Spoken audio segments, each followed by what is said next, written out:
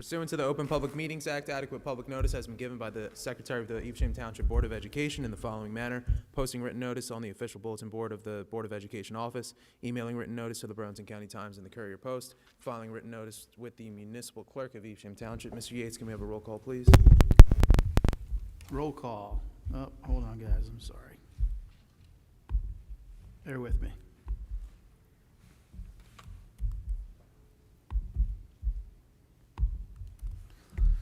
Mr. Brown. Here. Ms. Butcher-Mowitz. Here. Mr. DeMarcy. Here. Ms. Fox. Here. Mrs. Knoll. Mrs. Knoll's absent. Mr. Thompson. Here. Mr. Peelman. Here. Mr. Bach. Here. And Mr. Compton. Here. We have a quorum. Thank you, Mr. Yates. We'll now be looking for a motion to enter executive session, whereas in NJSA 10-4-12 allows for a public body to go into closed session during a public meeting, and whereas the Board of Education of Evesham Township has deemed it necessary to go into closed session to discuss certain matters which are exempted from the public, and whereas the regular meeting of the Board of Education shall reconvene following the end of closed session at approximately 7:30 p.m., now therefore be it resolved that the Board of Education will go into closed session for the following reasons as outlined in NJSA 10-4-12, items 2.3 to 2.4. Do we have a motion? Motion by Mr. Brown, seconded by Mr. Thompson. Mr. Yates, roll call, please. Roll call on executive session. Mr. Brown. Yes. Ms. Butcher-Mowitz. Yes. Mr. Marcy. Yes. Mr. DeMarcy. Pardon me. Ms. Fox. Yes. Mr. Thompson. Yes. Mr. Peelman. Yes. Mr. Bach. Yes. Mr. Compton. Yes. The motion carries. Thank you, Mr. Yates. We'll see you all back at approximately 7:30 p.m.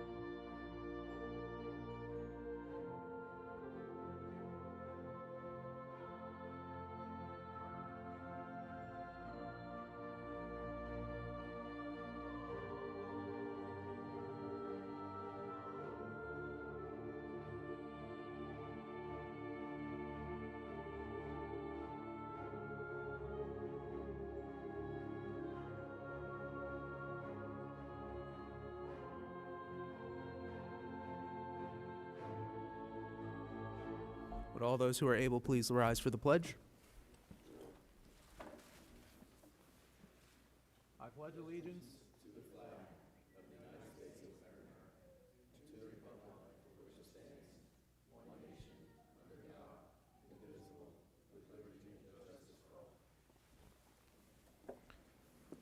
Thank you. Today's mission statement will be read by Mr. Brown.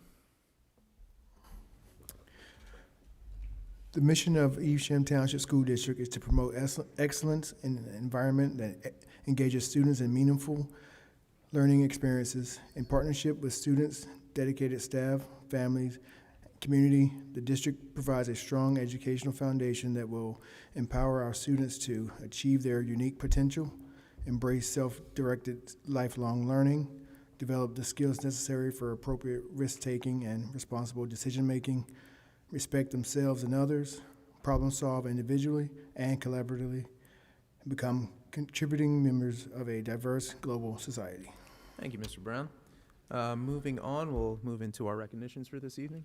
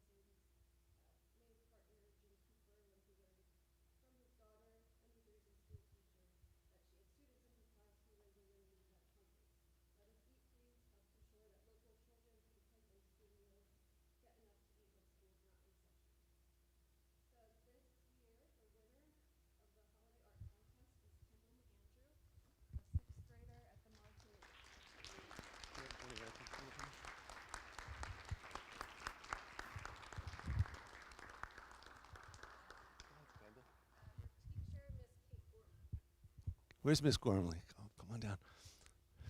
Congrats, Kendall. This is you. That one here. And I see Mr. Hoffman here. If you'd like to come up, okay. Well, actually,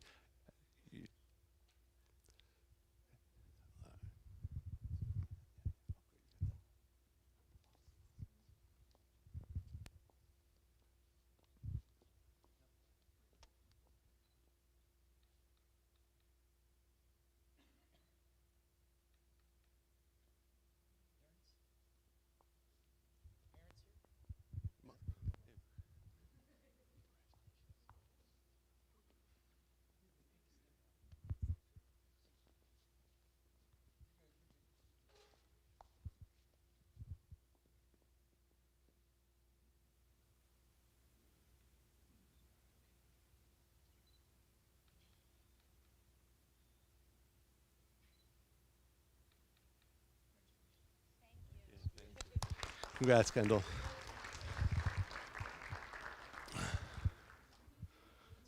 Gift cards. So don't want to forget those. So thank you. And I want to say, just this is like a streak. Probably was the Auerbach Celtics that won 10 straight championships, I think. But I think MMS might have 10 straight Cooper Levinson holiday card winners, which is an amazing feat. A dynasty.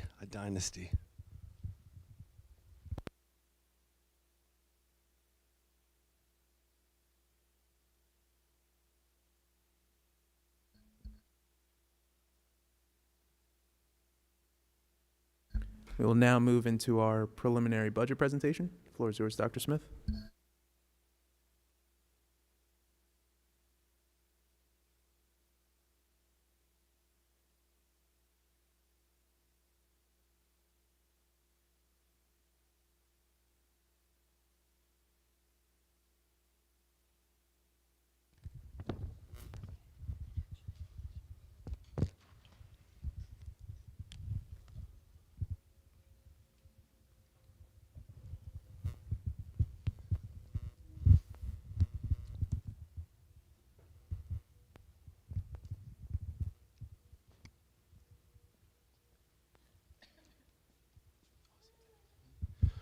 Okay, so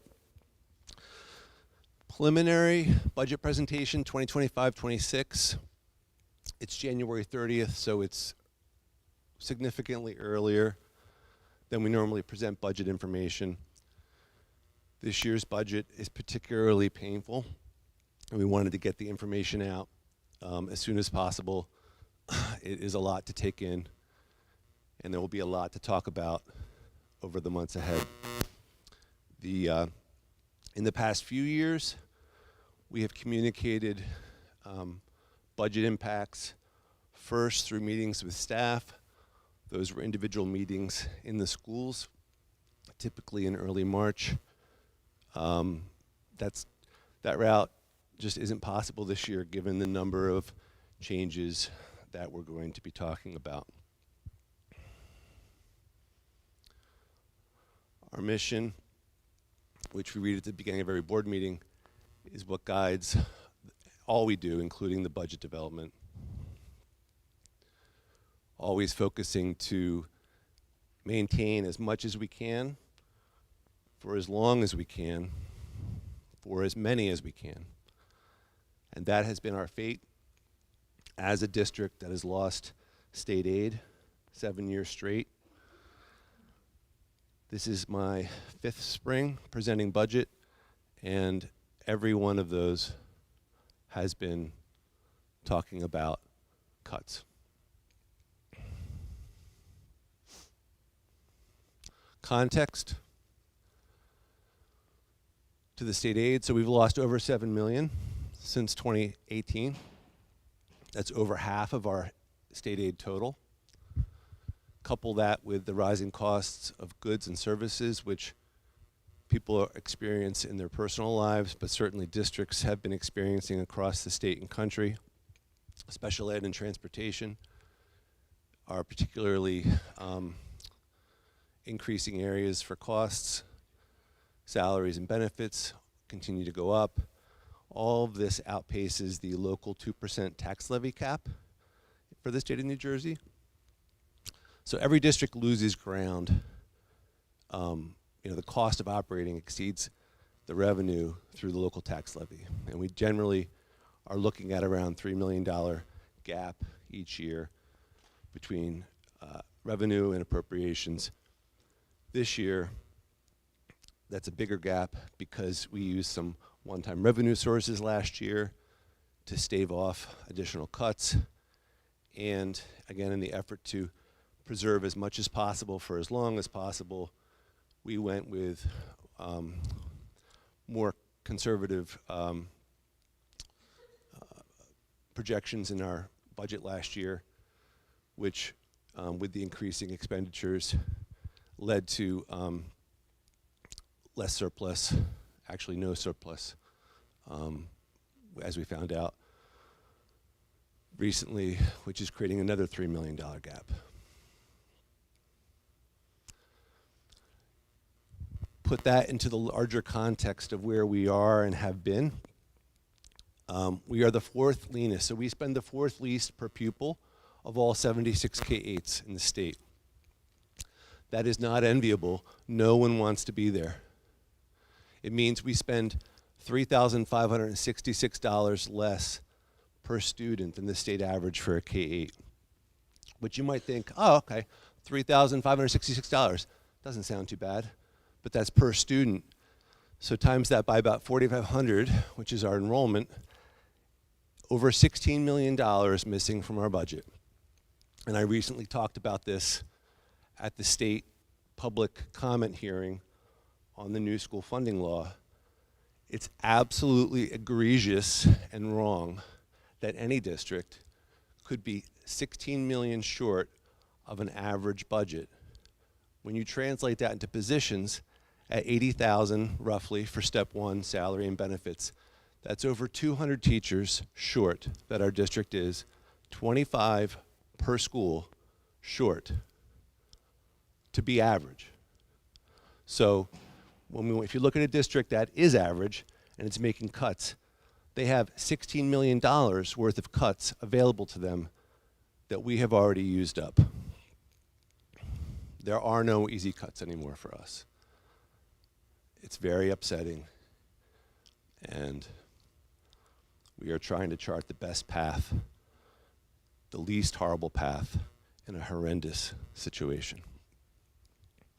The data source and description of indicators is on the slide. Just show that in a visual so you can see the gap widening each year. This is just looking back over the last 3 years. We're blue, the state's orange. The gap getting wider. That will continue. If you extrapolate that out into next year and beyond, that should continue to widen because our 2% local tax levy cap is being compounded on a budget that is smaller. So that's less of an increase every year. If you're compounding a state average budget, that's going to be a higher increase each year. So we're going to lose ground each year if things stay as they are. There were other slides. I shared all these slides in several ETSD updates recently. If anyone wants to go take a look, I didn't include them all here, but I just picked out the one as a kind of an example. It's the area where we are absolutely leanest. Out of the 76 K-8s in the largest enrollment bracket, we rank leanest, number one leanest, in total administrative costs per pupil. We also rank number one leanest in administrative salaries and benefits per pupil.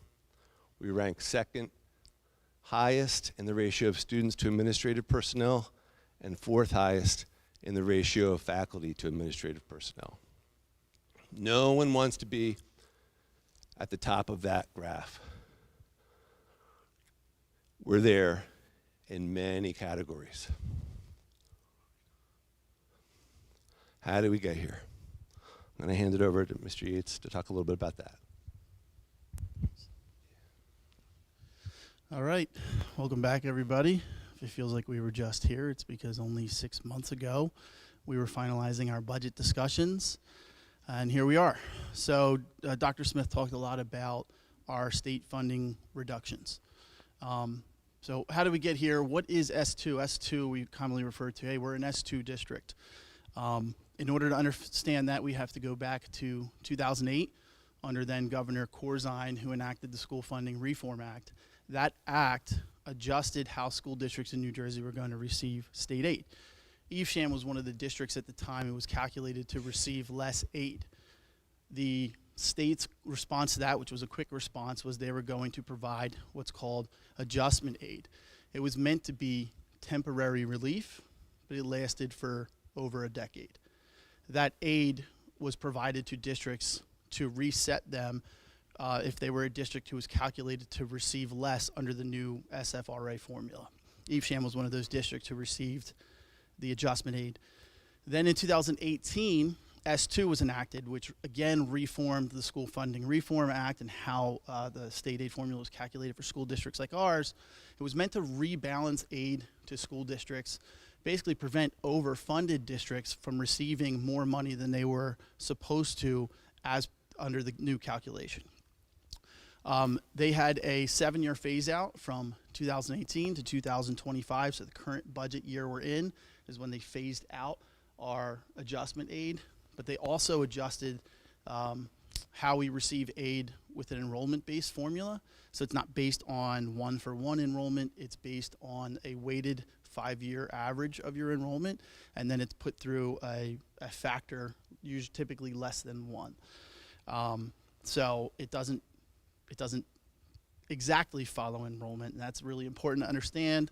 And then they also applied a local fair share, a district wealth calculation. They basically looked at certain school districts and said, what is that district's ability to generate tax levy? So what is your ability to generate revenues locally? If you were considered a wealthy district, they shifted the burden to those wealthy districts and said, you can generate more than what you're doing right now, and they reduced state aid and they put the burden on the taxpayers. The two graphs at the bottom just highlight where we were with state aid in 2018 to 2025. You can see in 2018, we were to receive $13.9 million. In 2025, we received just under $6.8 million. So total reduction was $7,149,080, or a total loss of over 51% of our state aid. Look at our enrollment on the right side. Our enrollment only reduced by 50% of 1% during that same time period. So we haven't seen a decline in enrollment, but we've seen a over 51% reduction in our state funding. The state has shifted the burden. The state says Evesham's wealthy under the new calculation. Evesham residents can afford to pay more. The state's going to pay less. Shifting the burden even further, when we look at the graph here, our tax levy is represented by the red area and our state aid is represented by the blue area. You can see those two arrows are continuing to widen. The gap is widening for us. They're asking the residents to assume more of the burden of our total budget while the state pays less. So at the top right, we're going to look at tax levy as a percentage of our total budget. Tax levy is going to be the red line. And you can see in 2017, tax levy accounted for 79% of our total budget. Fast forward to 2025, tax levy accounts for 86% of our total budget now. When you account for the withdrawals that we used from capital and maintenance reserve, we use those withdrawals to balance our budget this year. When you factor those in, tax levy accounts for over 88% of our total budget. Look at state aid as a percentage of total budget on the left. 2017, state aid was 18% of our total budget. 2025, it's less than 8%. Dr. Smith had mentioned, and I also, that we lost $7,149,080. You can see that number in the bottom right, all the way to the bottom right. That's our total reduction from what we received in 2018 to what we receive now. But if I go back to 2018, in that first year, remember it was a 7-year schedule where they were going to reduce our adjustment aid. In that first year, they reduced us by over $815,000. In year 2, 2019-20, they took away an additional $925,000. When you factor in that they never gave me back the $815,000 that year, we have to continue to assume those losses. So each year that they don't give us that money back, we will continue to assume those losses. We're now in year 8, in 25-26 at the bottom. We've been told by the county and the state to expect our state aid to be flat or less. And so we don't know what that number is going to be, but if it's flat, we will assume an additional $7,149,000 loss. So our total cumulative state funding loss that we've assumed as a district is just under $39 million. All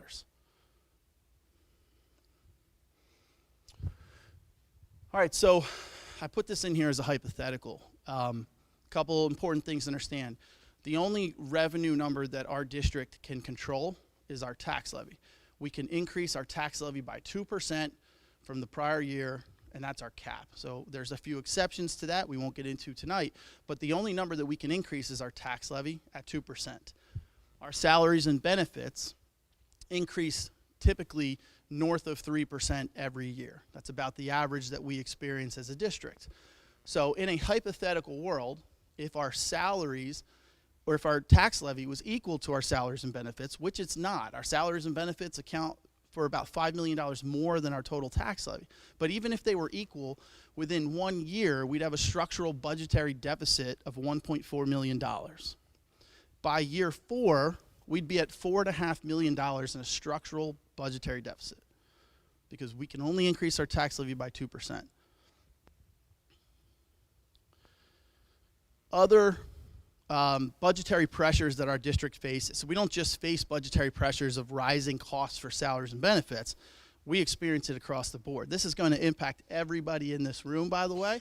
We experience rising utility costs. So PJM is an ISO. So they are responsible for securing or procuring all the electricity that is put onto our electric grid. They procure that for Pennsylvania, Jersey, Maryland, and parts of other states. They deliver it to 21 different utilities. When you secure from your utility secured from PJM. PJM in July of this past summer announced that capacity, the cost of capacity is going to increase from 29 megawatts a day to 270 megawatts a day. Why? Well, previously we used to collect all of our, or we used to procure, most of our electric was supplied by fossil fuels or coal-powered plants and nuclear-powered plants. Well, those plants were old, and they had rapid plant closures. there's no immediate replacements for them because it takes a long time to build them. So we've had a decrease in the supply of electricity to the grid. We've had massive increases to demand on the grid. Think about when you save things on your Google Drive, or save things on your iPhone, or you save things on your Microsoft OneDrive. Those things don't just get saved on the internet, that gets stored in data centers on servers. Those data centers are huge, and they have a massive pull on the electric grid. AI has a massive pull on the electric grid. So things like artificial intelligence. So we've seen a significant increase in demand, a significant decrease in supply. And you might say, well, what about renewable generation? Well, renewable generation has poor operating characteristics. Wind and solar. Wind can only operate when the wind's blowing, and solar can only operate when the sun's out. So it's very inconsistent to supply into the electric grid. They measure electricity on capacity factors over a given time period. The capacity factor would be how much energy or electricity is produced in that given time period. Solar has a capacity factor of 25 to 30%. Wind has a capacity factor of 35 to 45%. Coal and nuclear had a capacity factor of 70 to 90%. That means it's going to take 3 times the megawatt production from solar and wind to replace 1 megawatt production from coal and nuclear. So what does this mean for you? It means that your electric rates are going to increase by approximately 20 to 30% on your July 25 bill. The difference between you and our district is our utility rates, we pay millions of dollars every month in utility spend. Excuse me, millions of dollars every year in utility spend versus what you're spending. But this will impact all of us. Other budgetary pressures. So we don't just see 3% in salaries, we see double-digit increases in health benefit premiums every year. We talked about our salary increases, north of 3% each year. We have aging infrastructure. Drive around our district. Many of you in this room have your red shirts on, your teachers. You know how old our facilities are, and you know the state of our facilities. We simply don't have the money available or the funds available in our general fund budget to make the massive improvements or the capital improvements that our district needs and where they need to be today. So we have aging infrastructure. The dollars you can assign to that would be something like a roof leak in the middle of a year. Maybe a boiler goes down in the middle of a year. We have a blower motor fan go down on some piece of utility or HVAC equipment that I don't fully understand, but our maintenance staff does, and it costs us thousands of dollars in time and material. Across the board, this doesn't just affect Evesham, it affects every district, but across the board, in every category of position, we've seen a decrease in the candidate pool. This has led to an increase in competition amongst districts, and now we're having candidates who are coming in and being hired at rates higher than step 1, which used to be the standard. Let me go back. Changing student demographics has led to an increase in students with mandated educational and operational demands. So we are seeing increased costs in this area of our operations. And then this last one is NJSA 6A 2318.3A2. So that's the New Jersey administrative code that allows approved private schools for students with disabilities to increase their tuition rates by up to 10% in the middle of a year. When I see an increase in cost, I don't get to go to the taxpayers and go, hey, I need 10% more money. But our approved private schools for students with disabilities, when they get audited, like us, we get audited every year, and when their audit comes back and says, your costs were more than anticipated, they pass that cost on to public school districts by raising their rates by 10% in the given year. Not we have to pay it either this year or in the subsequent year. Not all do it, but many this year did it. So these are just some of the budgetary pressures that our district is under. To summarize all of this, our district continually faces significant budgetary pressures from external factors. Right? You have inflation, the rising cost of salaries and benefits, the increased cost associated with out-of-district placements, transportation challenges, and unfunded mandates from the state of New Jersey. When we're in a situation where we have a 2% cap on our tax levy increases and reduced state funding, our ability to meet those growing demands becomes increasingly difficult for us. Thank you. Thanks, Mr. Yates. Before we move on to the steps, I just want to say that we are charting the least horrible path through a horrendous situation. And the best way to walk that path is trying to walk together with understanding and with a recognition of the difficult balancing of needs that goes on across the district, leading to very difficult decisions. We'll have plenty of time to talk about these, which is why we're sharing them now, February, March, April, heading towards final budget approval. So the total deficit is $7 million. The first step is outsourcing the transportation department. We estimate at least $800,000 in savings. That would not include, we would look to lease buses and the transportation yard for additional savings. We would outsource all positions except the coordinator and assistant coordinator.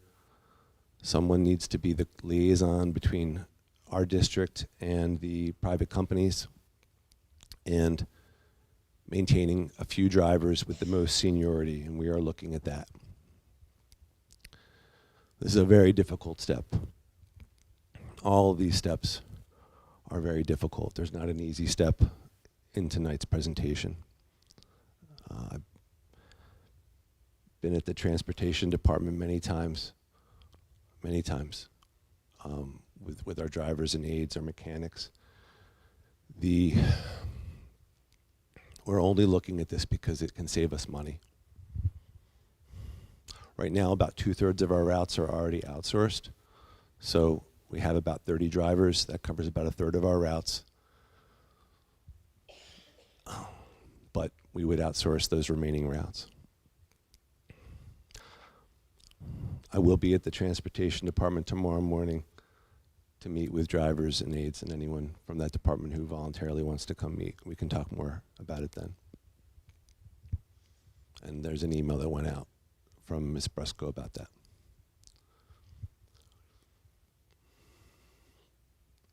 We'll look to reduce the transportation burden. Step 2. That's $100,000 in savings estimated. We've looked at increasing walking each year.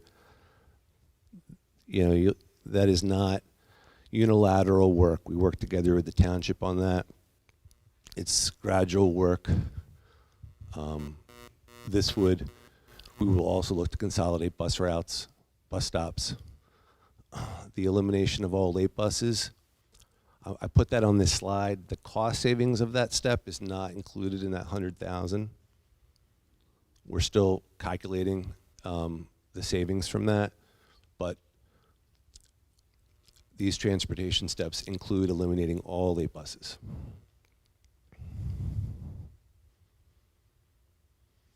The next 2 steps represent a savings of $1.8 million, which is the largest savings of any step we've taken throughout the 7 years of S2. We talked about this last year. We staved it off for a year by using some one-time revenue sources. It is having our core content middle school teachers, grades 6, 7, and 8, teach a 6th class instead of team time. So essentially it's an efficiency savings, 6 teachers teaching 5 sections, each becomes 5 teachers teaching 6 sections each.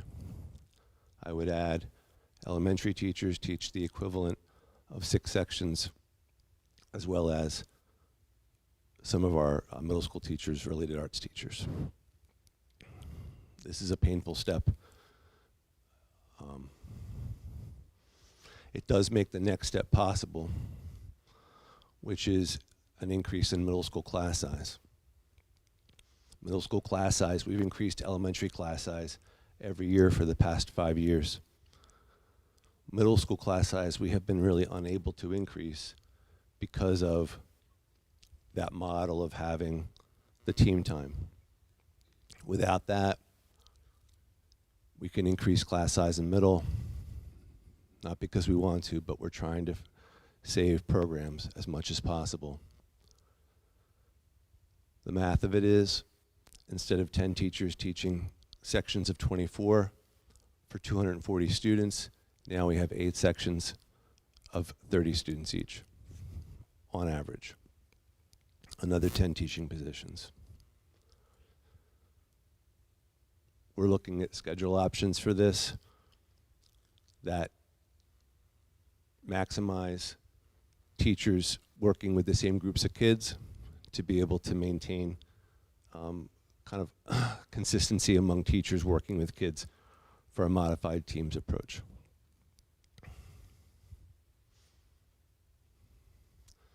Now the impact from those 2 steps, the main impact is on teachers, right? If we look back at this for a second. So if you're a middle school core content teacher, by which I mean science, social studies, reading, writing, math, right? And you've been teaching 5 sections of 24, that's 120 kids. If you've got 6 sections of 30, you could be looking at 180 kids, okay? Which is a big step. It's a lot. We wish we could incrementalize that, but we're looking at the big deficit of 7 million. Student day, they keep the same daily schedule, same length of periods, the same periods, reading, writing, social studies, science, math, related arts, PE, health, tech, lunch. What will change for them? They'll have PE, health, tech 5 days a week instead of 4. There won't be that 1 period per week of independent study. They'll walk more for the core content classes. They already do leave their hall for different things. And they'll be in class with students from both halls, which can have, admittedly, some positives. That word halls remains to be seen. If that word, how much value that word will still have, that's, I think, is a discussion among the schools about the use value of that for other purposes. We still remain the only district in the county that has 2 identical middle schools. We still remain the only district in the county where students only combine totally with all the students from their grade in 9th grade. So we still maintain the 2 buckets of a 6 through 8 middle school on one side of town and a 6 through 8 middle school on the other side of town. It's not the halls, but it is 2 smaller ponds before the kids get to Cherokee. The next step, elementary class size increases. And this is something we've looked at every year. And it's something, again, we're doing only out of necessity because it doesn't touch programs.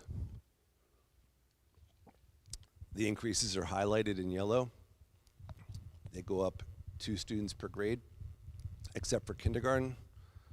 Kindergarten, we passed a separate proposal last year for that was built around a class size of 20. So we maintain a class size of 20 for kindergarten. Those numbers as max sizes doesn't mean those classes are that size. 100 kids in a grade is 4 sections of 25.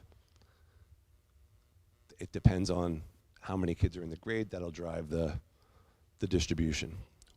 Spread out, that efficiency increase, extrapolated across the 6 elementaries, an estimated savings of 8 positions, $640,000.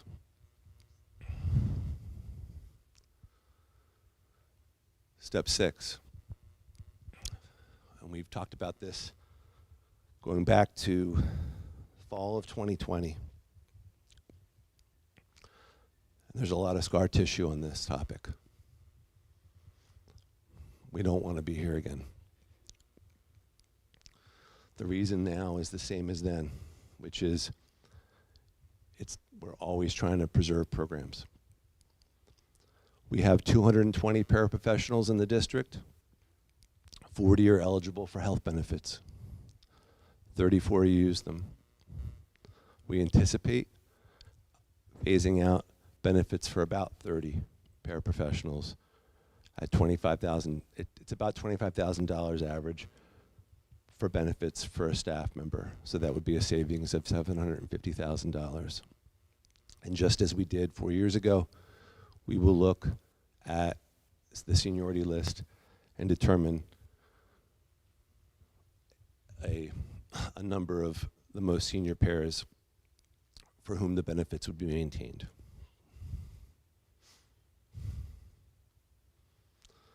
Step 7, eliminate all elementary extracurriculars. I remember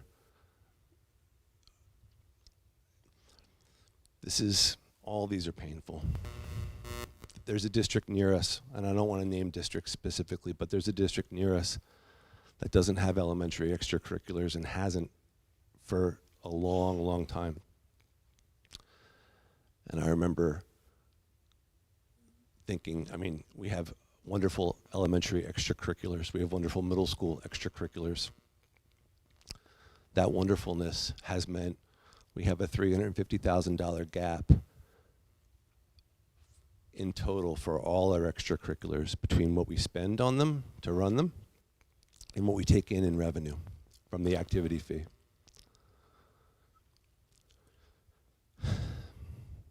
And yes, extracurriculars have a connection to the school day. They're beyond the school day and they affect the school day. But they're not programs. And again, our guiding true north in budget decisions has been to try to preserve school day programs as long as possible. Thus, step 7, eliminate all elementary extracurriculars with additional savings from the elimination of late buses. Step 8, use the rest of the what's called shift dividend. We used some of it last year as a way to stave off additional cuts. All those one-time uses of revenue last year and in previous years, each of those creates a fiscal cliff of some size, small, medium, large. Same in this step here, but again, we have this money, we're going to use it up, and we still have 40,000 of that as well. That, thanks to the efforts of the Evesham Education Foundation last year, we had an agreement with them to split the cost of a Tier 3 position that was going to be cut last year. So 40,000 of this dividend will continue to be allocated towards half of that position to maintain it for next year. Grand total of all these steps, $4.3 million, which gets us more than half towards that deficit, but not all the way. $2.7 million more in savings needed. There's some asterisks on there that speak to some other factors involved in this, seeking the additional revenue from leases of the buses in the transportation yard, savings from the elimination of all late buses, and our district will seek revenue by leasing middle school space. There will be empty classrooms next year due to the positional reductions in middle school. Everything we have is a resource. And we're going to look to, again, take advantage of it to save programs for kids. Additional steps, because you see that 2.7, how are we going to get through that? Here's some more. Each of these very painful. We talked last year about a music reduction. It is back. We talked last year about a Tier 3 reduction. It is back. We have 2 Tier 3 positions. One is saved through the agreement with the EEF and their help. The other, though, is listed for a reduction. Elementary Spanish, 2 positions. Reading recovery intervention, the equivalent of 3 positions. Librarian, 1 position. Counselor, 1 position. Related arts, 1 position. That certificated staff, 860,000. Non-certificated, a building technology position, and 4 teaching assistant positions. That brings us to a little less than 1.1 million, 15 positions. And this slide really shows how hard it is to eke out $1 million. What that means. Tremendous things it means. Those two columns, the fewer positions and the retire vacant, those are very different right now. They may become more similar as the months move along. Any district would love if those numbers are the same. Whenever possible, we try to eliminate a position using a retirement or a vacancy. We don't have that luxury at this juncture, but we are hoping that those two numbers grow closer together. So that leaves us with a gap of 1.6 million still. It's January 30th. Public information about the budget. A district is only required to do one public presentation about a budget. A lot of districts just do one, and it's late April or early May. January 30th right now. There's work ahead of us. How are we going to remedy that gap? Well, here's a couple things we're going to look at. Those positional reduction estimates that were on the slides, so those are estimates. The personnel department is working hard on identifying, and again, this is patient work because it requires looking at seniority lists and certifications to figure out the salaries and benefits that correspond to those eliminated positions. And we went in the direction of conservative with the savings estimates in the hopes that as we identify that, go through that work, the savings will increase. Also, again, some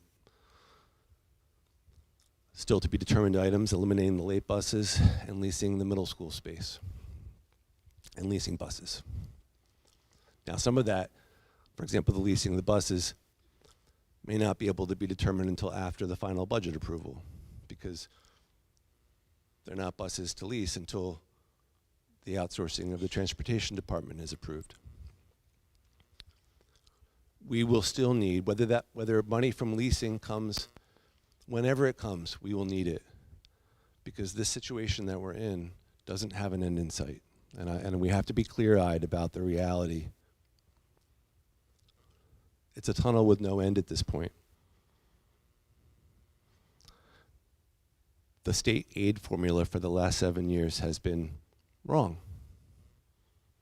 We've lost over half our aid. Meanwhile, our enrollment has dropped from its peak. Like if anybody wanted to argue, well, what was the peak of it? So it was around 2008. Since then, it's dropped 17%. So how does our aid drop 51% and our enrollment from its peak, pre-COVID, 17%?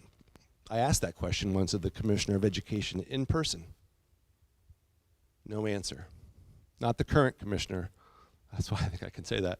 But no answer. There is no answer. And there's no answer moving forward. There's no current viable information about what state aid will look like for ETSD or the other 599 districts in the state, and we're all working on a budget for next year right now. So you're like building a bridge into thin air because you have no idea what that aid's going to be. And I'm not confident that it will make any more sense than it has in the past.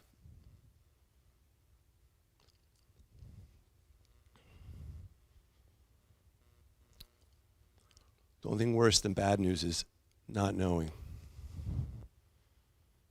This is about knowing. Breakage, that's often something we can use to balance a budget. Not so much anymore, and this is true whatever district you talk to. I read a stat earlier today.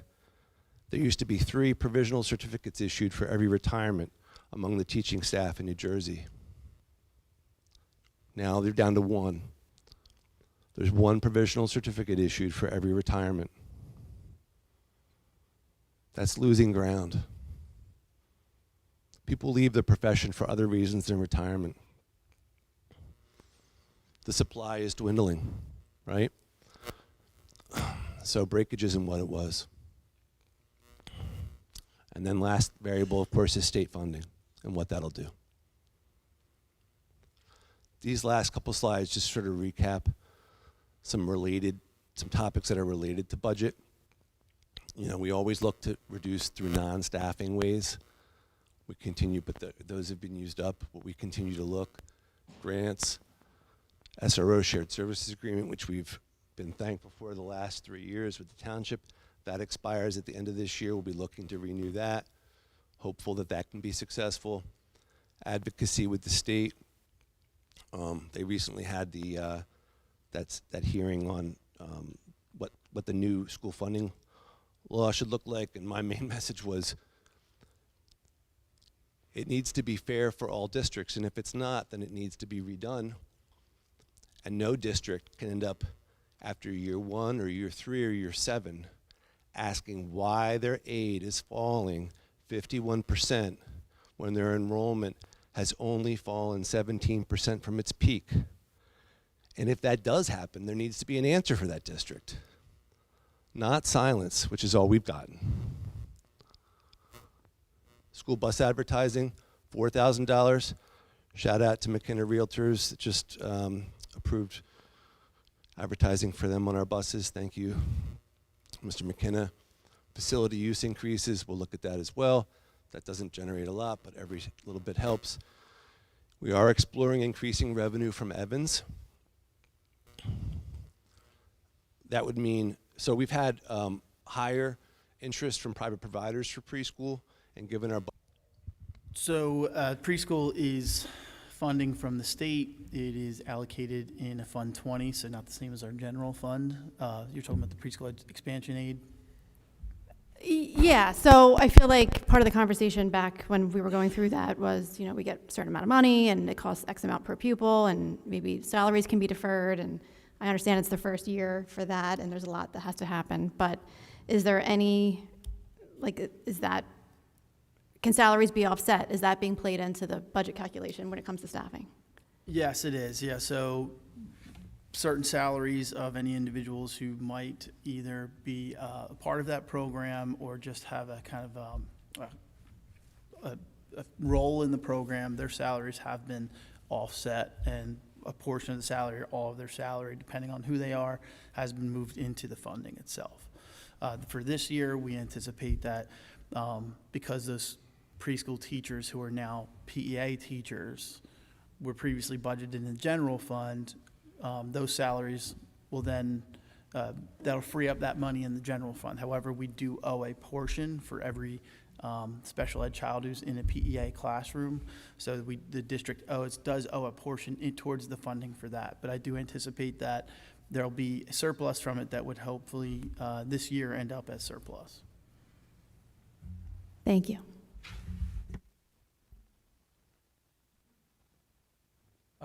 Dr. Smith, can you talk about advocacy efforts with the state and also future planning, you know, with organizing parents and everything to help out with that advocacy going forward this year?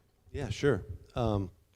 So most recently, we had the state organized 4 public hearings on basically looking for community input, any stakeholder, we're all stakeholders in this, right, on what the new state school funding law should look like. I went to the one in Blackwood and spoke.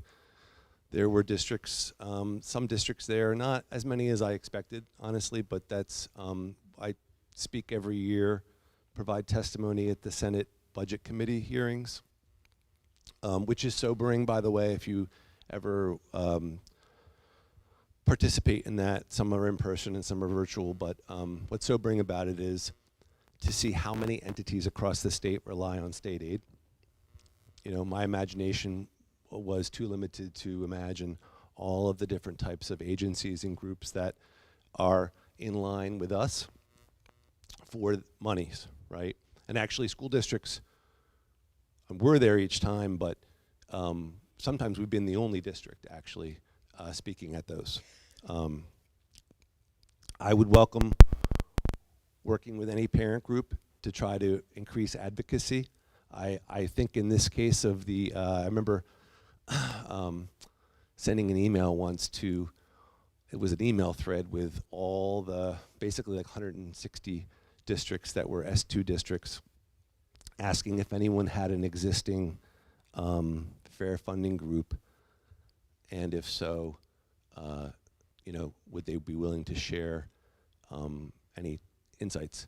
And I got one reply, 160, and the district was asked, we'd love to learn, and but they didn't have one. That district, by the way, I just read, is eliminating all courtesy busing, period, and possibly closing the school.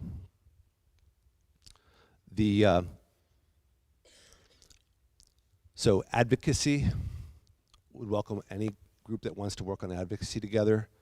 It is challenging, and again, just trying to be clear about the reality. I was at a meeting last spring in Jackson with superintendents from other S2 districts, not really Burlington County so much, but there are districts that have been even harder hit than us in Ocean County in particular. And these are districts that had organized buses.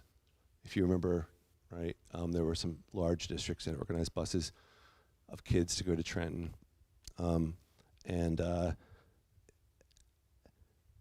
We were sitting there, essentially that last spring was the spring of year 6 of S2. And nothing had changed. Nothing had changed. You know, advocacy is great. Advocacy could potentially bring change. There is no evidence from among the S2 districts that were in that room, or that I'm aware of, that it made any difference. That said, it has made a difference for me to go to those, because it's something we can do. And right now it feels pretty darn powerless, right? So anyone who is okay with just raising our voices, but knowing it may not make a difference, let's do it, all right? Reach out to me. I just need to feel like I need to, you know, have expectations be based on the data of those other districts, if that makes sense.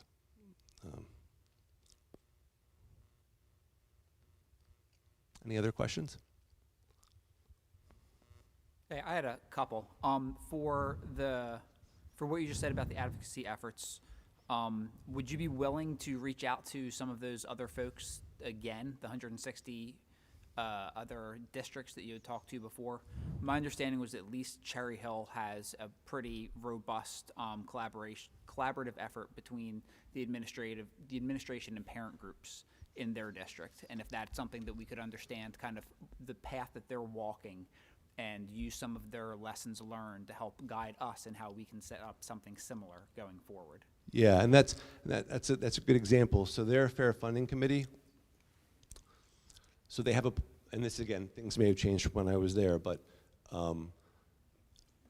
back a few years ago, and again, just different district, different resources, but they have a public relations person who would be the representative from the district who would attend those meetings. And it was basically community run, a community committee, community organized, community voices, which,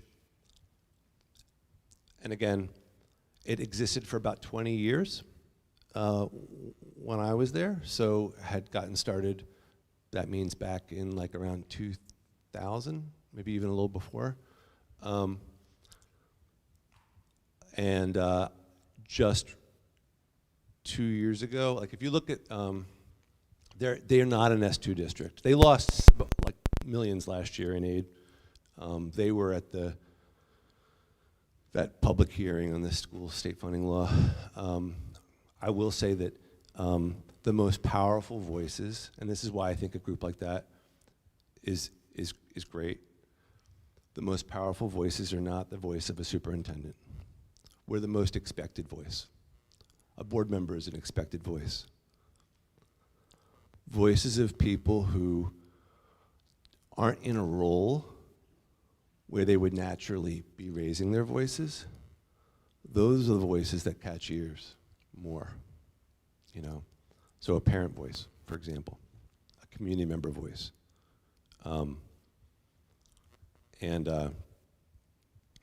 We could certainly try to connect with that, you know, connect with people who are involved in that group and see what we can learn. I think, I don't know, where are they now? I think that's that would certainly be worth looking into. You know, if there are people from our community who are willing to be part of that. Yeah. Great. Then my only other, well, the only other question I'm going to ask right now was regarding for the elimination of team time. That was a huge thing last year for whether or not the middle school team time was going to stay or go. And there was a lot of conversation in the community and in this room about the social and emotional needs of the kids and all of the steps that team time took, that the teachers were able to take during those meetings and during those parts of their day and their week, and able to discuss students and able to understand them, to do all of those things. Are there any plans or thoughts going forward for how those can still be met with the changes that might need to happen to the schedule due to the budget? Yeah, good question, because that did come up last year. So I'll say first, we are talking about it. I would put it in the frame of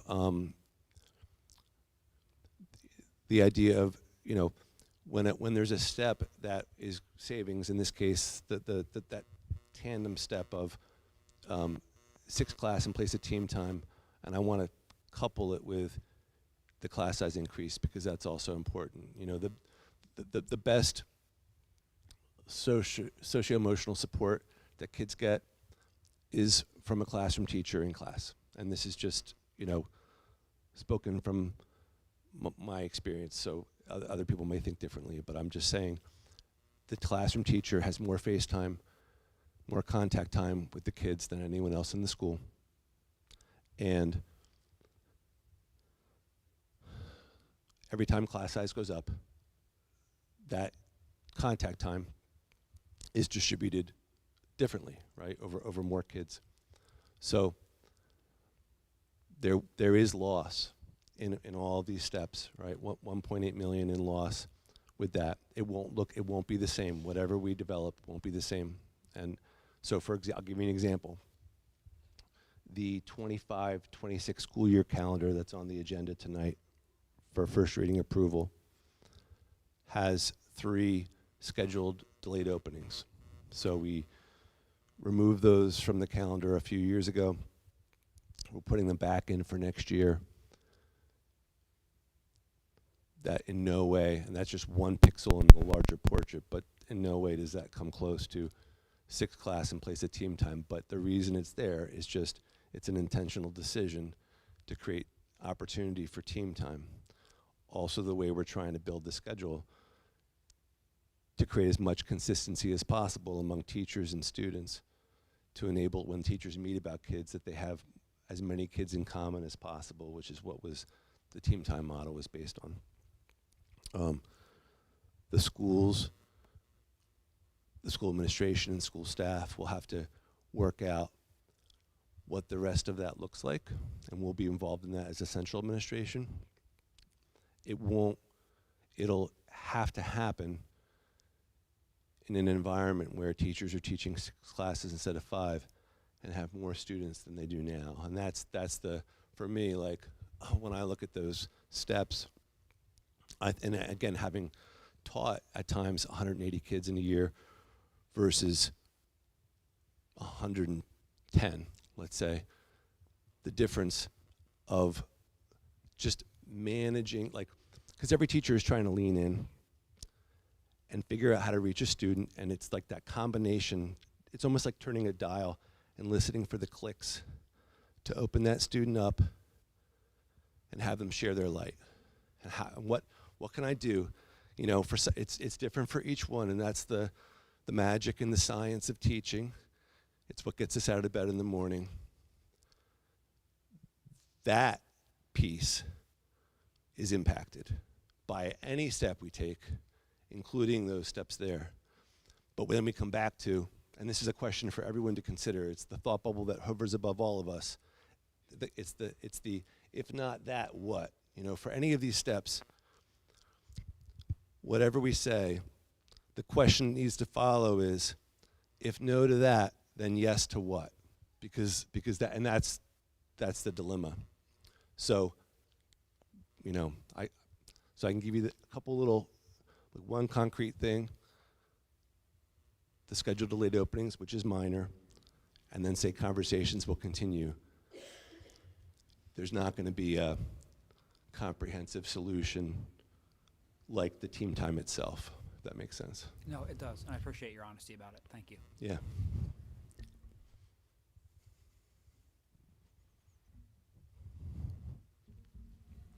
So when I see this, one of the number one things that comes to mind, obviously, is the fact that we don't even know the full picture yet, especially with state funding, right? And if I was to go off the last 5 years, I wouldn't exactly be hopeful.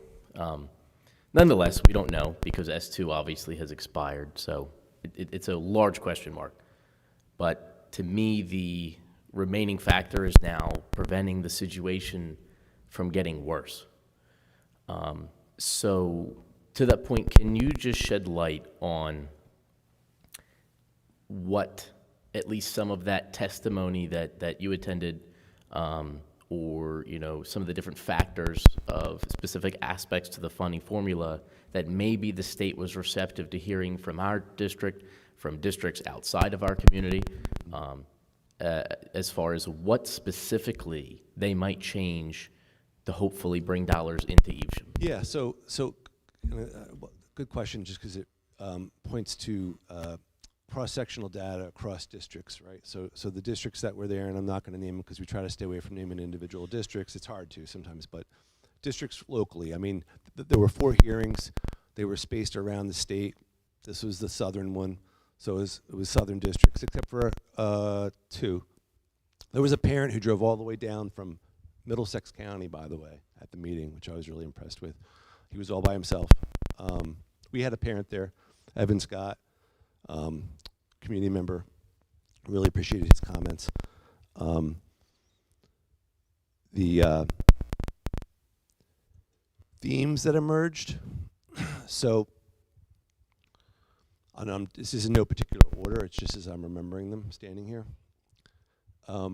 The urgency to have a multi-year plan, right? So right now, we're months away from the tentative budgets are due to the county office by March 19th, which is like 6 weeks from now, and we don't even know our state aid numbers, right? So like it seems logical to ask for a multi-year plan. Right now, I'm just hoping, how about just a 1-year plan? Just tell us what for next year, you know? It's almost like if I'm a teacher giving an assignment, but not providing the information, right? Like the deadline for the research paper is March 19th, and we don't even know what the parameters are. Sorry, soapbox. But so multi-year, which enables planning. The caveat I would put on that is, because it's a double-edged, right? So you asked for multi-year. S2 was multi-year. S2 was 7 years. I didn't like that multi-year. None of us liked that multi-year. So I would have, you know, if it's a bad plan, let's just make it 1 year. A phrase I like is new recipe, small batch. Well, this state funding law is a new recipe. It better be a new recipe. It certainly can't be the old recipe, because that made really bad brownies for us, right? But new recipe, small batch. So let's try, if we're going to try something new, let's try it for a year. Let's identify how to improve it, make sure no district's being left behind, and then maybe go for the multi-year. That's personally, I think, could be useful. Mm-hmm. But multi-year was one.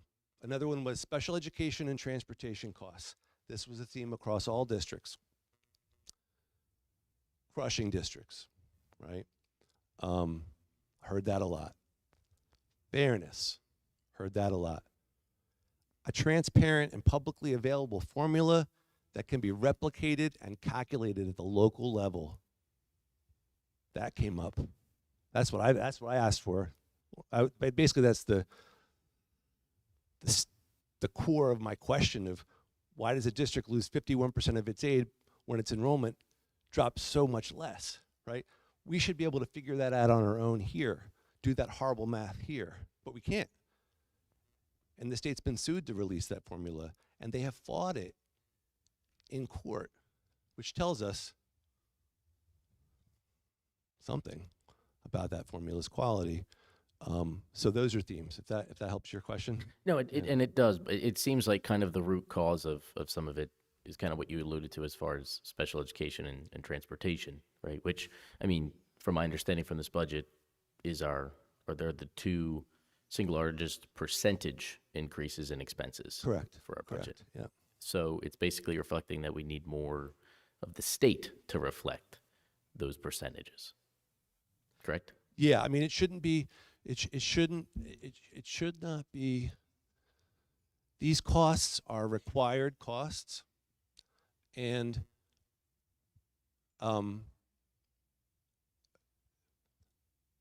do not depend on the school district. Like, where people move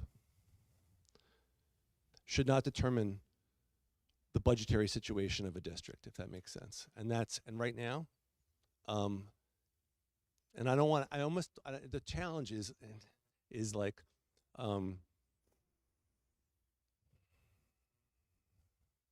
we're 4,500 students in our district, and we want to serve all of them as best we can, if that makes sense. We always want to do all we can for all of them. And so I just want to make that really clear when we're talking about costs being up in certain areas. I would say the need for improvement is in the way the state funds special education and funds school districts, right? So that we can take care of kids in the way we need to. Yeah. Thank you, Dr. Smith. Yeah. Any other questions? I have a question. Last year when we were having these discussions, you had talked about maintaining the team time house system for the 6th grade. I don't see that in this presentation. Is that something that you would consider putting back in? I think it's important for the, children at that age, 11 years old. It's like not to be in a junior high setting. Yeah. So I'll just say, like, all things are considerable. All things are open to consideration. It's January 30th. We do need to start working on tentative budget because that deadline of March 19th. A district wants to try to make change gradual when it can and incremental when it can. So like last year's conversation about grade 7 and 8, if that had happened, let's just say, then talking about grade 6, we would have some data. We would have it, we would have had a year under our belt of that new schedule to be able to see taking steps instead of leaps, if that makes sense. All districts prefer that. All organizations probably too. So is that something that you're willing to take a look at to see if we can move that back in? We can certainly take a look at. And it'll essentially, at best, it would reduce the savings by a third for both steps, right? Class size and the team time, the 6 classes in place of team time. So if we're talking 1.8 million, reduced by a third, that would be 600,000, right? So we'd have to find, because coming back to that thought bubble question that's above our heads at all times, that we need to keep it there as we walk through this, because we don't even know how to get to the 7 million yet. There's still the 1.6 million gap, right? So we still got that 1.6 million hanging out there that we might be able to resolve by the plan to remedy, which was in that slide and the different steps there, but we don't know yet. And then we would be adding the 600,000 onto that, which again, we want to walk 360 around all of these items, right, together. But then where would that 600,000 come from? And then that's an open question, and we need to get figured out as well. You're absolutely right. The reason that we were going to preserve it for 6th last year and not for 7th and 8th is because it helps with that transition, and that rationale was true then and it's still true now. So, yeah. Okay, and another thing I would like to add, and you may not be able to speak about this, but you have things in here, other things we're looking at to come to mind. SRO money. Mm-hmm.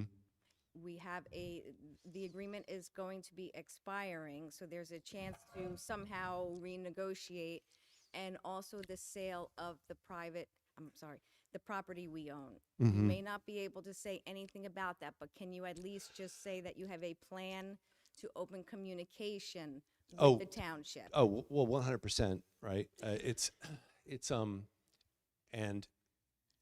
And we may, and again, we may have even started that communication. Oh, okay. You know what I mean? I don't want you to say anything but- and spoil anything, but yeah. this is very. I mean, the SRO piece is time bound. We need to get that figured out. The properties, I know.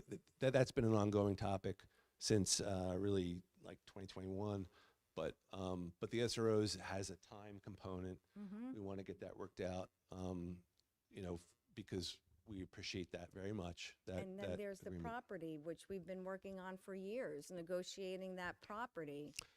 And, things might be looking different at the township since the new year. I'm not sure, but maybe there's some, well, different people there. There's so many different ways that, it's the same town, right? Same families. Right. We all try to support same community. So there's so many different touch points of teamwork with the township. And just give you a couple examples. Yesterday we had 2 lead graduations, Beeler and Jaggard, right? Fantastic events. Got another one tomorrow. That's a township program. We so, through the Evesham Police, we so appreciate that. It's fantastic. The list is long, but properties, SRO agreement being the more timely of the two. There could be and something we'll there. continue working on that. Yeah. Anything, but yeah, there's a time limit to this, so we need to be aware of that. And then the leasing of space in middle school that you mentioned. Is there space in, I don't know if you said it in the slides, which schools and to whom? Yeah. What are you thinking, like Teddy Bear Academy? What's going on with that? Yeah, well, Teddy Bear, we're planning on opening up preschool classrooms in Teddy Bear in September. So that's part of year 2 of the preschool expansion. And it's actually, we're Marlton Preschool Center, all right? MPC, Marlton Preschool Center. So that'll be classrooms for preschool as we continue moving forward with that. But there will be space in the middle schools because of the positional reductions. And we have to try to turn any commodity into resources for kids. So, that space sitting idle isn't doing something for kids, but if it can be leased, then it's doing something for kids. We lease space at Evans. Maybe there's an arrangement we can make to lease space in a middle school in a way that's like, its own space and in a way that is agreeable to all of us, if that makes sense. So. Good. Those are all the questions I have. Thank you. Yeah, thank you.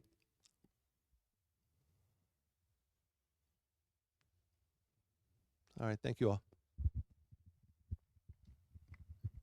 Thanks, Dr. Smith.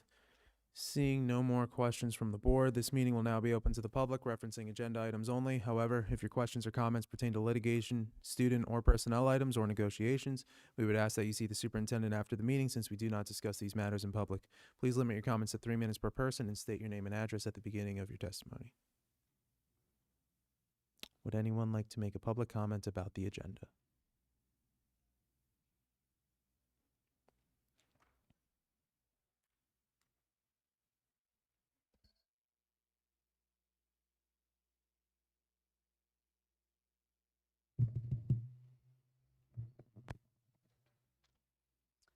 Maureen Cougar, Foxwood Lane.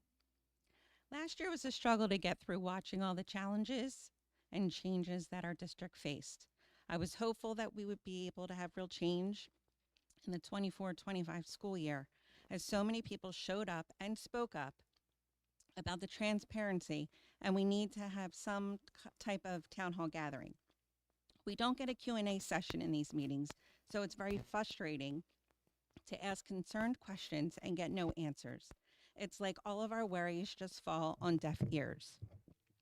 No one person or board can do this alone, especially with the financial deficit we're in, but we're here again. It's like a story on repeat. The school calendar year started in September, and now we're here, the very end of January, and there wasn't one change in those requests that have been done. The only constant in that was the direction from Dr. Smith in our district. You want our buy-in and our understanding of the positions our district is in, but it doesn't matter how much we ask, it's not reciprocated. We want to work with you. We want the best for our kids. We want a superintendent that is there with us in the trenches, and not one where we feel like we're constantly working against for the betterment of our kids. The board needs to hold you accountable, and we need to hold the board accountable as we voted them in. So let me ask all of you a few questions for you to think about, because I'll never receive the answers. Why wasn't there any prior discussions with the community? You met with a few groups last year, so it's not like you don't know who they are. How can you not cut one administrator, but cut 20 teachers? How are you increasing class sizes when room capacity doesn't hold that many? And why discuss the removing of the team structure again when you know from so many from last year why it works and why it's so greatly needed for our kids and teachers? It's considered the main artery within the school structure. So why would you mess with the heart of the district?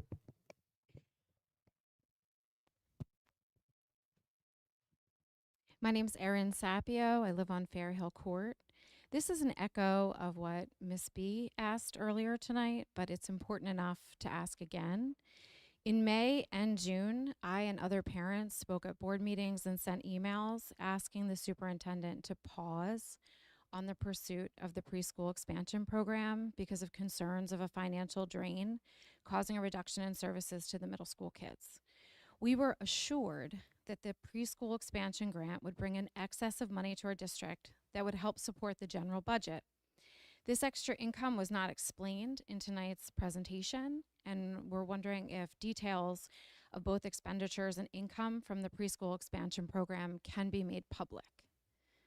Additionally, and I didn't think about this until it was just said, earlier in the presentation it was mentioned that revenue might come from leasing the Teddy Bear Academy Hall, but then it was said that the Teddy Bear Academy Hall is going to be used for the preschool expansion program. So what other space in the middle school is going to be leased out? And would that then mean that the current students that are in the building, and enrollment has not reduced, as you mentioned, at a significant rate, how is that going to collapse the student space in both hallways and in the locker banks where they're already very tightly packed in? So if we lease out a hall here, where are they going to go? So I think some of that is very concerning to middle school parents. Jacqueline R.C., 5 Kirkbridge Court in Marlton. Good evening, members of the board. Thank you for the opportunity to speak tonight. I come to you not only as a concerned parent, but also as someone that's very deeply invested in the academic success of all children. I want to address an urgent issue that has far-reaching implications for the future of our students: the lack of explicit research-based phonics instruction and a clear, appropriate scope and sequence in our reading curriculum. Reading readiness in the early grades is a critical foundation for long-term academic success. Yet many of our students are struggling to acquire these fundamental skills. Without systematic, explicit instruction in phonics, we are leaving far too many children behind. When students encounter difficulties, they face very limited intervention options. To name a few, LLI or reading recovery. While both of these programs may offer some benefits, they do not explicitly teach phonics. They do not use a scope and sequence, nor do they adequately address decoding, phonemic awareness, or the step-by-step progression of skills that are essential for fluent reading. While these interventions fail to close the gaps, and they often do, we're left with only one option, a CST eval. At that point, how many of these students are being classified for special ed when they may simply need effective, research-based instruction? The lack of appropriate research-driven interventions is creating a cycle where students are not only failing to thrive, but they're being mislabeled, which comes with its own challenges and stigmas. I urge the board to consider the following. How many children could be spared from unnecessary evaluations and classifications if they received the right instruction from the start? How many students are we unintentionally failing by not equipping them with the tools that they need to succeed? The science of reading is clear. Our children deserve better. The parents of Evesham deserve better. To our fellow board members, we need your help with this. We need you to advocate for our children on the lack of phonics instruction with our literacy program. Thank you for your time and consideration. Hi, my name is Jessica Driscoll. I live on Country Squire Lane in Marlton. Are you aware of the silent E or the magic E rule when Ma'am, what agenda item are you referencing in your comment?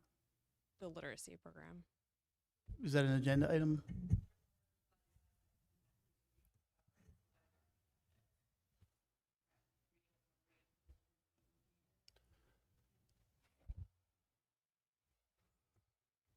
All right. Thank you. It shows up when a vowel is followed by a consonant, which is then followed by an E. The E gives all its power to the preceding vowel, making it use its long sound or say its name. Examples are home or bake or cube. I learned this rule 2 years ago from my children. For the record, I'm 37. I was a student of Cherry Hill Public Schools for 18 years, and rather than being taught phonics, we were taught an experimental program from the 80s and 90s called whole language. To this day, I have to put in quite a bit of effort to spell or pronounce words that I don't know by heart because I was never taught the fundamental rules and exceptions of the English language. I want to be clear that my kids did not learn this or any phonics rules from our Evesham curriculum. Our family has paid thousands of dollars and invested countless hours on tutors and supplemental learning only after we identified and diagnosed the deficiency. My daughter went through the reading recovery program, which frankly made me feel like a failure as a parent. It took several years for me to realize that while there were probably more I could have done to help her earlier, the root cause is the outdated and scientifically disproven reading curriculum implemented at our elementary schools. Fostering a love of reading is not enough. Telling our kids to look at pictures to understand a story is not enough. We need comprehensive language instruction that includes extensive phonics instruction to set our kids up for a lifetime of success. By the way, Cherry Hill updated their literacy program last year, and we should do the same. Thank you. Hi, my name is Alyssa Hayes. I'm from Briarwood. I'm the parent of a first grader. I moved to Marlton when he was 9 months old for the excellent schools. The same excellence has been reflected in his spelling tests where he has received excellent grades, 17 out of 17 on his last one. But I am not excited or proud of this excellence because I am aware of what we all know about giving a man to fish versus teaching a man to fish. My son was given 17 fish, and yes, he caught them all. He has been reviewing a tiny, unconnected list of words repeatedly since kindergarten, and now he's up to approximately 50 words when his first grade year is more than halfway over. He can spell the word I'm, but he can't spell the word can't, as in I can't fathom why you would teach the word I'm without teaching words like apostrophe or contraction. These are just random words that the kids are taught to memorize without explanation. He read a sentence from an assigned book last week called The Dogs of Hurricane Katrina. He read, the dogs were happy to be rescued, and by Evesham standard that rely on cueing, he was correct. It matched the picture, it fit the story, the first and even the second letter matched, so it had to be correct, except it wasn't correct. The word was reunited. The dogs were happy to be reunited. It's a long word, but it follows predictable rules and patterns that we see in many other words. But my son has not been given any tools to try to decode a word such as reunited, let alone spell it. Only the expectation that I would correct him and the word reunited would magically be stored in his brain forever. It wasn't even stored in his brain by the end of the book when I checked. I am here at my first board meeting to ask why you have continued to willfully dismiss comprehensive research that includes brain imaging studies as part of a fad, even when numerous states, including New Jersey, are moving toward adopting laws against the very literacy programs Evesham is using. In Massachusetts, a group of parents is suing the creators of these whole language programs, and the creators of the programs themselves have acknowledged flaws in the curriculums they sold to schools and made millions off of. Why are we moving so slowly and taking such small steps towards progress that we are allowing hundreds of students each year to be denied a proper reading curriculum? Why do we continue to refuse to expand professional development beyond the Evesham echo chamber of these antiquated practices? How do we expect Evesham students to learn how to read and spell in a time when they can so easily use EI to write and when young people are choosing to get their information from 10-second reels? Yes, we are facing cuts, including the deeply flawed Tier 2 reading recovery program mentioned earlier, which only amplifies the need for improved Tier 1. We will save money by reducing the need for CST to support students who just haven't been given a fair education. When kids can read with ease, they can learn. They are confident and proud students, and they behave better. Our community will thrive if we take meaningful steps towards updating our literacy curriculum. Thank you.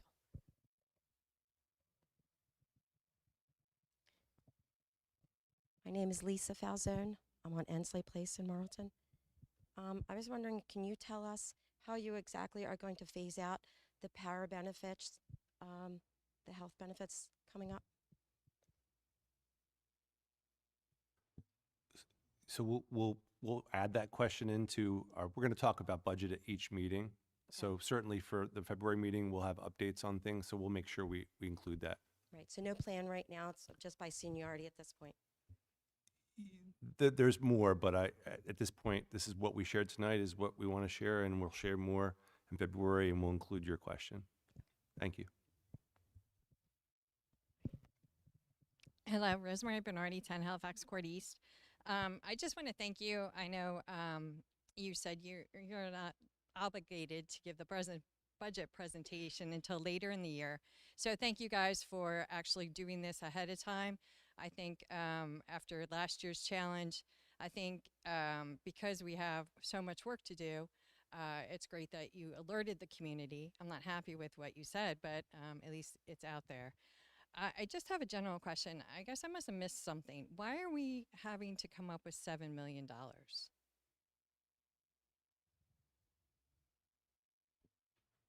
So, and we'll answer, but public comment. It's a not public Q&A, but it's okay. Just I just want to regarding the budget presentation. Itself, yeah, but I just want to remind it is public comment. So each year we typically see a gap between expenditures and revenue that totals around $3 million for us.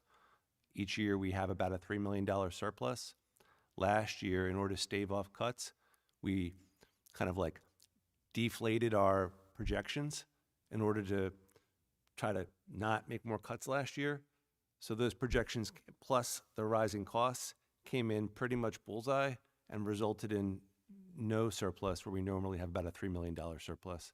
And in addition to that, we used one-time revenue sources last year that added up to the total of $7 million. And Mr. Yates, please feel free to add if that's good. Okay. Okay, so it's a combination of surplus plus the usual inflation for the budget in general.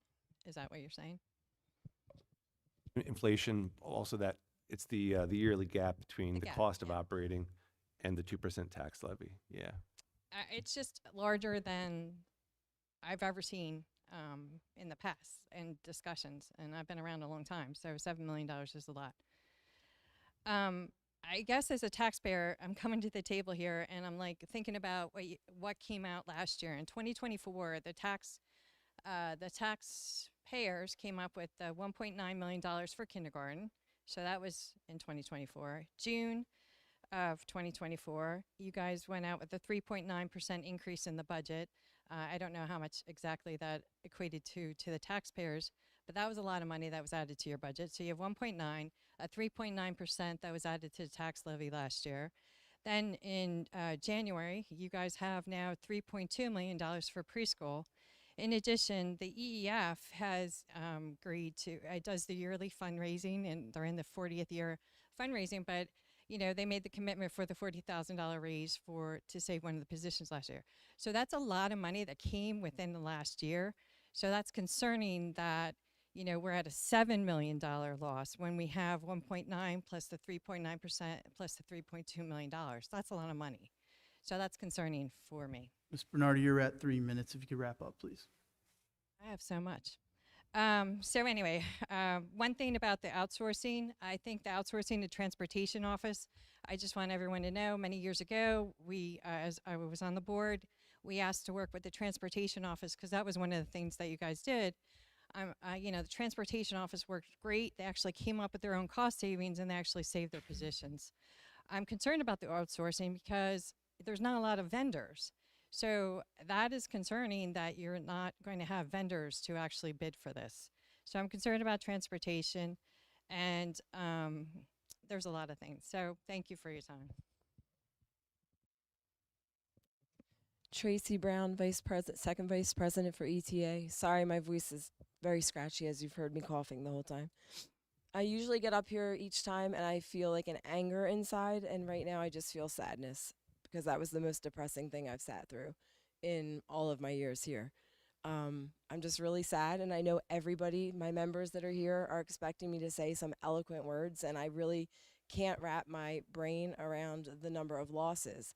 Because normally I can stand up here and I could say, let's fight not to close Evans, or let's fight not to close Purple Hall, or what else have we fought for? Let's fight to not privatize the transportation department. Like, benefits for paras. I mean, every time there's been like a thing, and now there's $7 million worth of things. So, I mean, I'm just looking at the slides. And obviously the number one thing I worry about as a union representative is protecting my people in their positions. And it's a lot of people that are going to be leaving this district. And that's what makes this district a special place. But besides the people, it's the trickle-down effect of all of the children that are really losing out. I'm thinking about my eyesight, all of the kids who need the counselors so desperately right now. Losing just even one counselor. Reading recovery, Spanish, Tier 3 program, the kids with lessons. I mean, we had parents show up. We've never had so many parents show up on our side last year for all of these issues, and here they are again. And the outsourcing of a transportation department. Some of those drivers have been here with us for many, many years. Some of their children have come through.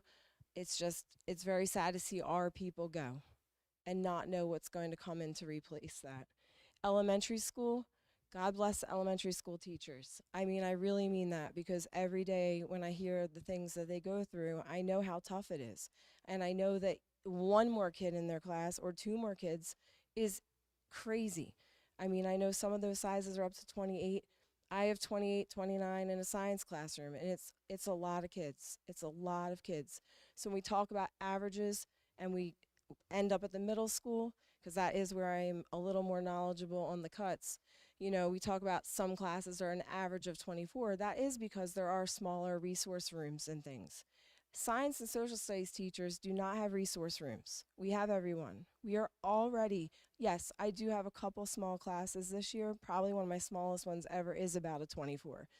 But I do have a 29, 28, and it's a lot of kids. And then with 6 classes, they're going to be up at probably class sizes of 30 to 35. Let's be real, 30 to 35 if I'm already at 28s. And then we're going to have 180 children. Just think about that. And I know you like to say that the elementary school, like they're already teaching this many minutes or whatever. 180 children. That's a lot of kids. I know my time is up, and I don't want to focus all on middle school. It's just the one that I know most about. But the team time is essential. And I'm sad for everybody, every department. The paras, we've been fighting for those benefits for years, and some of them are so close to retiring. Like, we're tearing this district apart. And then the morale, it just stinks for the kids. And the parents are paying so much in taxes. So we do want to work with you, but we asked, like, I was not at the meeting, but 2 weeks ago at Liaison, like, what's your preliminary budget meeting? Like, what's your timeline?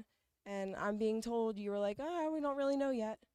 And then this magically appeared on the agenda like 12 hours ago, which is why we don't have a great presence. So that's disappointing, because we appreciate you telling us early, because the rumors stink. But like, I don't know why it just showed up like on an agenda 12 hours in advance. That was disappointing. Just for clarity, it was posted on Monday, I believe, but I appreciate everything you're saying. We feel that way too. These are horrible. We're trying to find there's no path that isn't horrible. We're trying to find the least horrible path, and that will be up to interpretation depending on people's role and where they are in the community, and we understand that. We totally understand that. So thank you. Hi, my name is Amanda Strisky. I'm an 8th grade teacher at Marlton Middle School. Like Tracy, trying to just wrap my head around everything. It's honestly just deafening in a way to watch it all up here in front of you. I am sitting in this room with the person that welcomed me into their room for student teaching, the first person to extend their hand to me at Marlton Middle, somebody who shared their room with me for almost a decade. It is insane to see this, but I'm going to speak to the special education piece of this as it relates to team time and independent study. You talked about, right, the price to send kids out of district. You want to talk about cost savings and keeping kids in district and things like that. We need time with them, right? Independent study is time. It's when I meet with my kids. It's when I help them study for tests, make sure they're caught up on homework, organize their binders, right? It's when I collaborate with my counterpart, the other special education teacher on my team. All of that gets done during independent study. It's when I get individualized time to meet with my kids outside of an inclusion classroom and a little bit of time outside of a general education setting where they might feel comfortable in situations where they otherwise might not.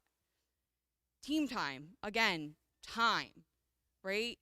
I get to talk to teachers who sometimes see and hear things who I don't, who share information with me, let me know things. This year, it's where I learned why a student wasn't turning in work to me and understood more about them. And now they're turning in work to me and their grades have gone up.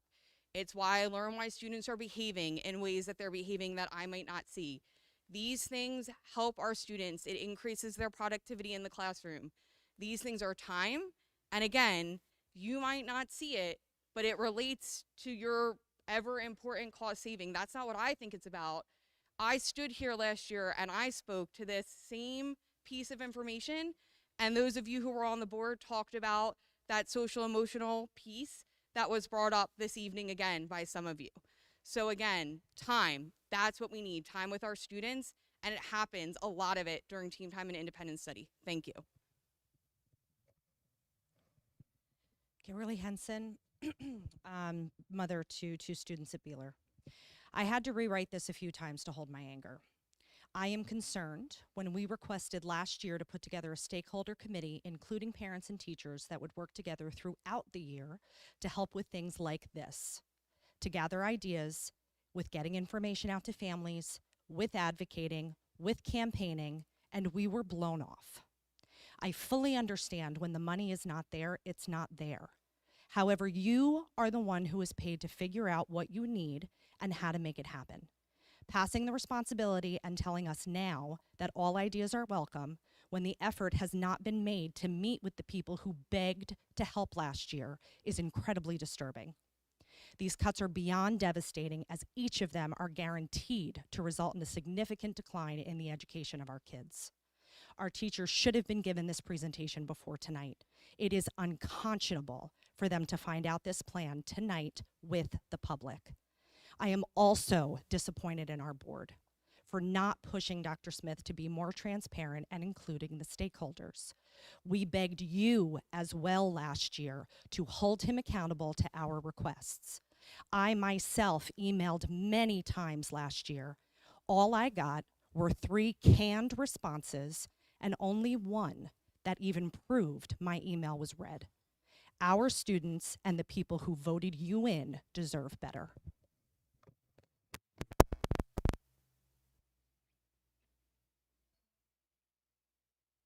Would anyone else like to make a public comment around items from the agenda? Seeing none, we'll move into the approval of the minutes. We need a motion to approve item 6.1 through 6.3. Do we have a motion?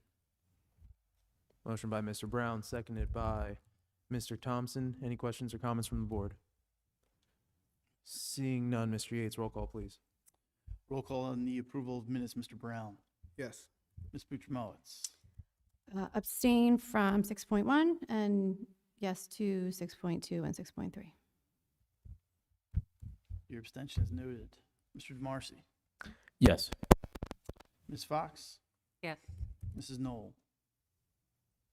Yes to 6.1 and abstain on 6.2. Your abstention is noted. Mr. Thompson?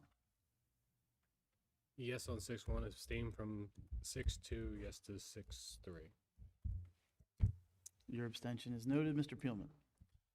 Abstain to 6-1, yes to 6-2 and 6-3. Your abstention is noted. Mr. Bach? Yes. Mr. Compton? Yes. That motion carries. Thank you, Mr. Yates. We'll now move into Superintendent report and administrative items. We need a motion to approve items 7.1 through 7.8. Do we have a motion? Motion by Ms. Fox, seconded by Mr. Thompson. And the floor over to Dr. Smith before we vote. Yeah, thank you, Mr. Kenton. I'll keep my comments short due to the budget presentation. Do want to shout out our schools for participating in Great Kindness Week this week, which is a national campaign. The passion, the dedication, creativity in helping our kids learn and show kindness is moving, and just want to thank, again, the schools for all the things that they're doing, those elements that help make kindness part of ETSD every day. This is School Board Recognition Month in New Jersey, and I want to recognize our school board for their tireless work. It is a lot of hours, especially for a district going through the budget cuts that we are. So I want to thank you, the board, for making the commitment to be here to help us plan the best path forward for our kids. And then lastly, tomorrow night is the Evesham Education Foundation Annual Gala Fundraiser. Double down for Evesham Education at the Mansion in Voorhees, starting at 7 p.m. All proceeds benefiting Evesham students. Anyone interested, there are still tickets available at eveshameducationfoundation.org. Hope to see you there. Thank you, Mr. Kent. Thank you, Dr. Smith. Any questions or comments from the board?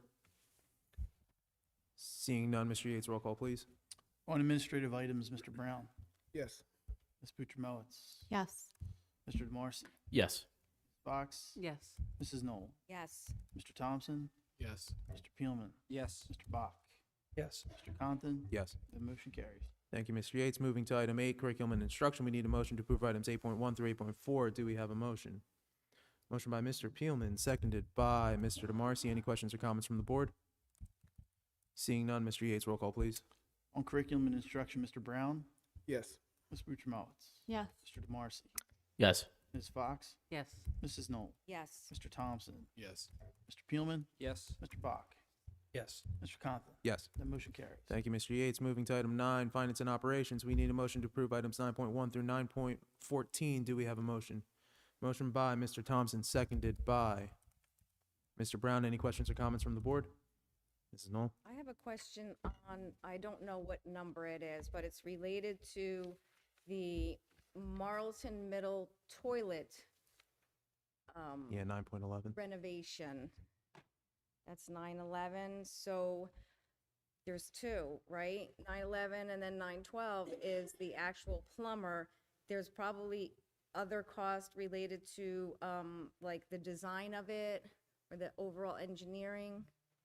I don't know what the total cost of this toilet renovation. I'm assuming it's Teddy Bear Academy, and is that right? Yes, ma'am. Okay. Teddy Bear Academy, toilet renovation, what the total cost is. You might not be able to tell me now. But also on this one, it says the board will not be seeking state funding for this project. I'm not quite sure why you have that in there. Where is the money coming from? The money's coming from our capital reserve. So it's money that's available in our capital reserve this year from projects that came in under budget. Okay. So we have that money available to then renovate the toilet rooms and the TBA so that we can then have preschool expansion there next year. Okay, so this was not approved last year for this year. It was not, So this budget. it was not approved as part of the budget submission process. It's being approved tonight as a withdrawal Okay, capital I was reserve. just trying to keep it Yeah. straight. So it was not something that was in the budget last No, year. but last year we didn't have preschool expansion. We didn't anticipate this, but I thought any capital cost for preschool was not coming out of our budget. I thought that the capital cost for any renovations was gonna be from this preschool money. So, did I dream that up? And I don't know what the total cost is. And then, again, I'll reiterate, I was under the impression that any capital costs would be from the preschool money. Was that not what we talked about? Anyone? There's no capital funding in the preschool expansion aid. Okay. We were not allowed to get any money for any capital improvements. That's what we had discussed. There's lines for required maintenance in the preschool expansion aid, but there's no lines for capital improvements. There's capital equipment you can purchase in the preschool expansion aid. Okay. Yeah. Okay, so there was no line item for that, for the capital projects. So we're doing that in Teddy Bear Academy. Okay, I don't know what the total cost is for this. If you could provide that to me separately. Sure. Just so I know. And what is the time frame for this? When is this work going to be completed? This will be completed probably sometime in the mid-spring. Yes, ma'am. Okay. Yeah, I think that's all I have. Thank you. Except for I do want to say very big thank you to, on a positive note, McKenna Realtors. Their graphic for our buses is so nice. I don't know if any of the other board members took a look at it. It looks great. And I just want to give a thank you to the McKenna family for doing that. Thank you. Can I ask a question? I'm new here, so I'm going to play that card for as long as I can. So just so I'm clear, retrofitting any of our current infrastructure for preschool is coming out of our current budget. Is that fair to say? Not out of preschool money that we're getting separately. Can you ask your question again? So if we're retrofitting Evans, let's just say, or Teddy Bear Academy for purposes of preschool, that money is coming out of our budget as it stands now, not out of money that's coming from the preschool expansion grant. So this particular project is coming out of capital reserve. Capital reserve is in our general fund, but it is a reserve account set aside for capital improvements on the district. This is considered a minor renovation to our long-range facilities plan, so it has to come out of our capital reserve. So we're funding it from savings we saw in this current year's projects that we're slated for. So we have the money available, Right. and we're expanding preschool into the Teddy Bear Academy, or what will be called the Marlton Preschool Center. And in order to do that, we have to change entranceways into the bathrooms and add a bathroom in a small closet. Got it. Okay, so but the same could theoretically happen if we're retrofitting Evans in a year or two. Like, where would that money come from? It's a good question. I don't think I have the answer to that right now, but yeah. Any other questions or comments from the board? Ms. Fox? Piggybacking on that, if there are, let's say, a preschool bathroom has an issue, or where is that money coming from? Because like Janet, That would come out of required maintenance within the preschool funding itself. But if we have to make any more adjustments to comply with the preschool grant, those are going to come out of our regular budget in terms of. It depends on what they are. So like without knowing the specific projects, it's really hard to answer that question. I would say capital improvements would come from our capital reserve if we have the money available, which we did this year for this. If it was something like, maybe we had to have some minor plumbing and fixtures and equipment installed, that could come from the funding itself. Thank you. Mr. Peelman?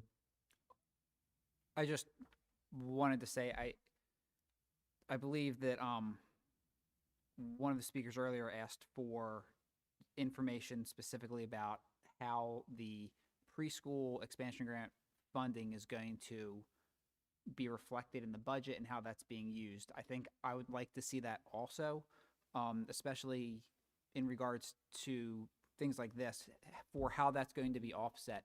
There's $132,000 that's being pulled from capital reserve for the bathrooms, at least. That's just for the one part of it. And I think you said that there's several other parts that will need to happen with it. So there'll be several other bills that come with this. No, this is for the entire project. The 132 is for the whole project? Yeah.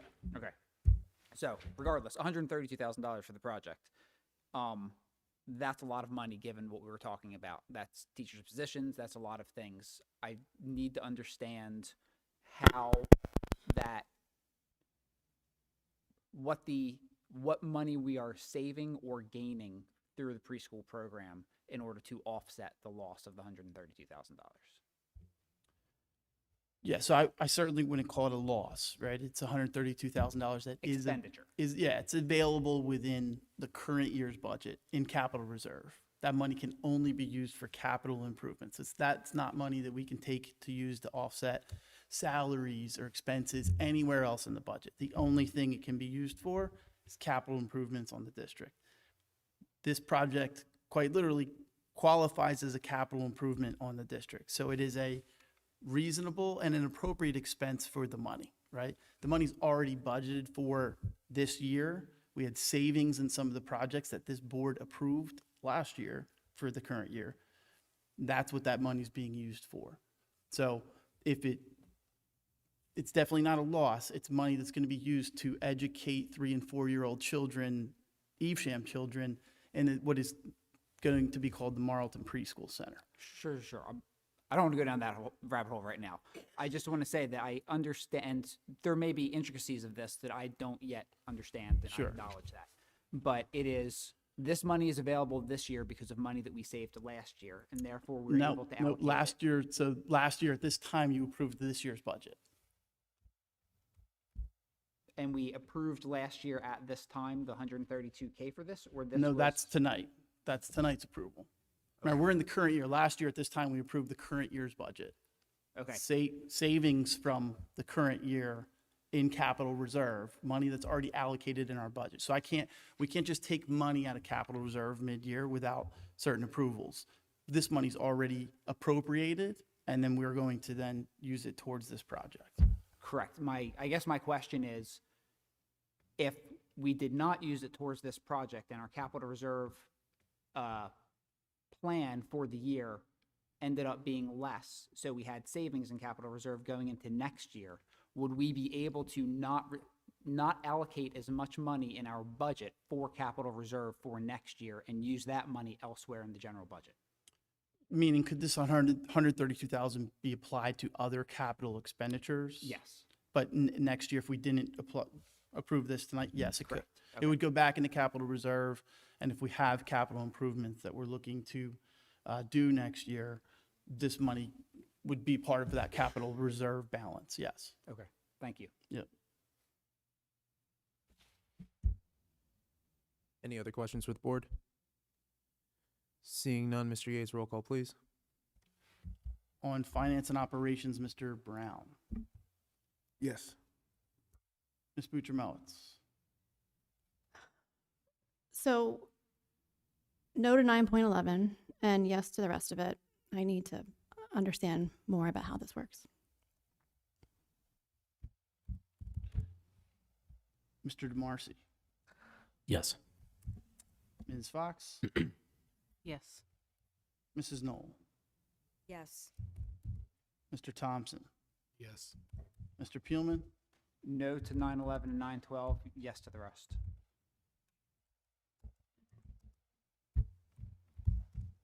Mr. Bach. Yes. Mr. Compton. Yes. The motion carries. Thank you, Mr. Yates. Moving to personnel, item 10, we need a motion to approve items 10.1 through 10.10. Do we have a motion? Motion by Ms. Fox, seconded by Mr. Brown. Any questions or comments from the board as it pertains to personnel? Seeing none, Mr. Yates, roll call, please. On personnel, Mr. Brown. Yes. Ms. Butcher-Mowitz. Yes. Mr. DeMarcy. Abstain to 10.9, yes to the rest.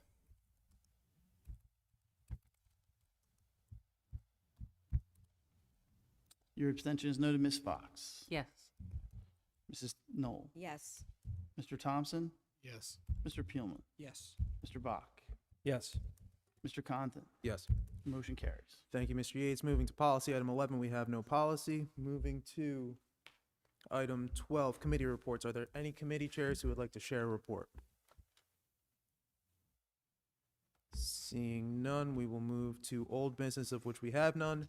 Moving to item 14, new business. Item 14.1, we're looking for a motion to approve the settlement agreement that was discussed in executive session. Do we have a motion? Motion by Mr. Brown, seconded by Mr. Thompson. Any questions or comments from the board? Seeing none, Mr. Yates, roll call, please. Roll call new business item, Mr. Brown. Yes. Ms. Butcher-Mowitz. Yes. Mr. DeMarcy. Yes. Ms. Fox. Yes. Mrs. Knoll. Yes. Mr. Thompson. Yes. Mr. Peelman. Yes. Mr. Bach. Yes. Mr. Condon. Yes.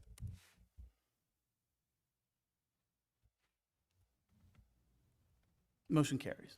Cool. Thank you, Mr. Yates. Moving to item 15, open public comment. This meeting will now be open to the public referencing any items of interest. However, if your questions or comments pertain to litigation, student or personnel items, or negotiations, we would ask that you see the superintendent after the meeting since we do not discuss these matters in public. Please limit your comments to 3 minutes per person and state your name and address at the beginning of your comments.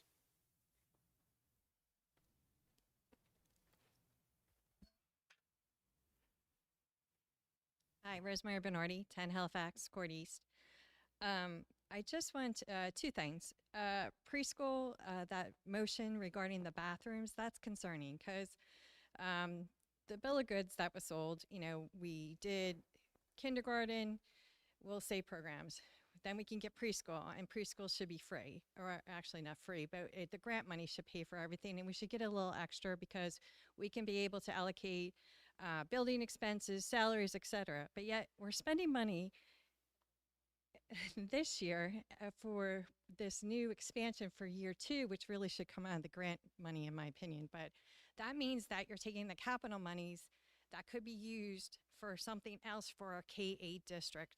I worry, I actually have been concerned a lot regarding that we're losing the focus on the K-8.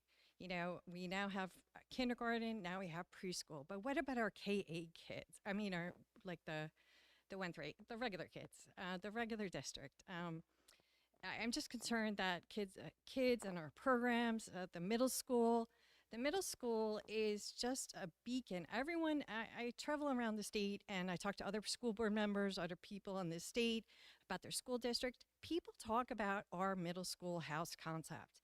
I mean, it's just people are so jealous that we still have it and we're able to protect it for so long.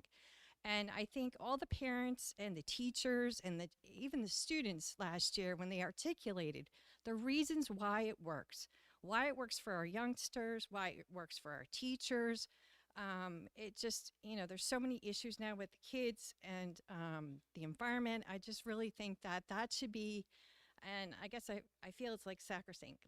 I don't have kids in the district, and I'm here talking about the middle school program because I feel it's just really a great program that we should really protect.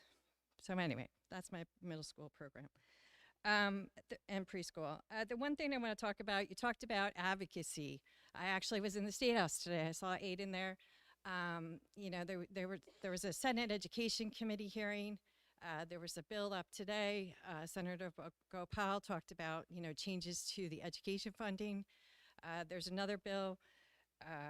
Andrea Katz has, Assemblywoman Katz has A5186. It's also addressing some of the tweaks that we need for the funding situation. I just wanted to thank, all the parents and teachers are here tonight, and all the parents and teachers who wrote letters. Last year, we actually were successful. There's some parents here, Evesham Fiscal Allies. We told parents to write letters. They wrote letters.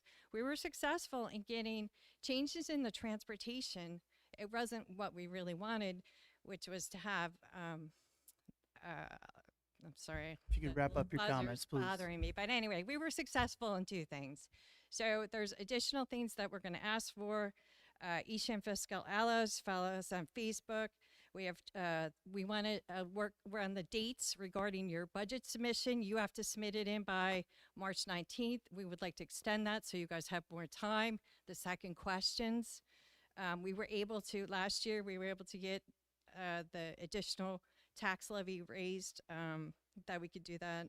We have transportation costs and deadlines, so there'll be more information coming, but thank you all for actually listening and coming tonight. Hello again, Erin Sapio, Fairhill Court. I just want to emphasize the deep sadness and disappointment that many of us feel that we were led astray. We definitely were upset last year about the kindergarten and what we expected in return. But I remember the conversation about capital reserve last year when it was approved for the budget, and the specific question came up, is this money going to be used for preschool? And that question was generally evaded here at the meeting because this is not a Q&A at this point, but in small group discussions, it was said, no, those monies will not be used for preschool.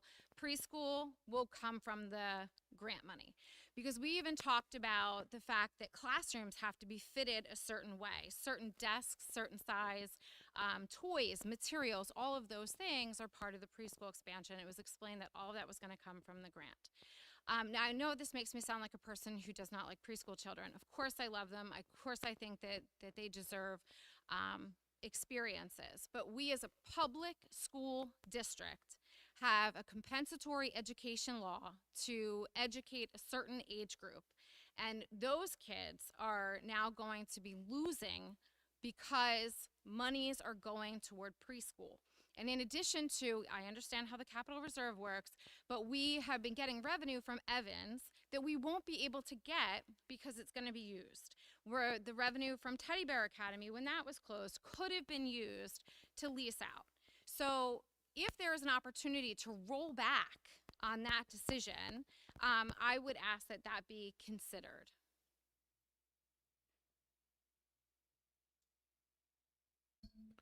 Would anyone else like to speak on any items of interest?